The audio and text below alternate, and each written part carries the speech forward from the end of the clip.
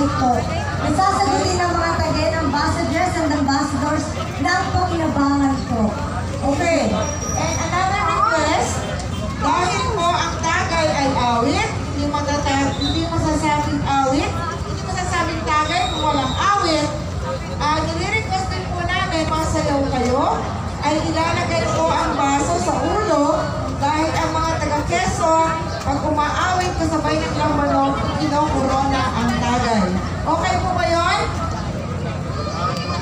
Okay. Okay ba yun?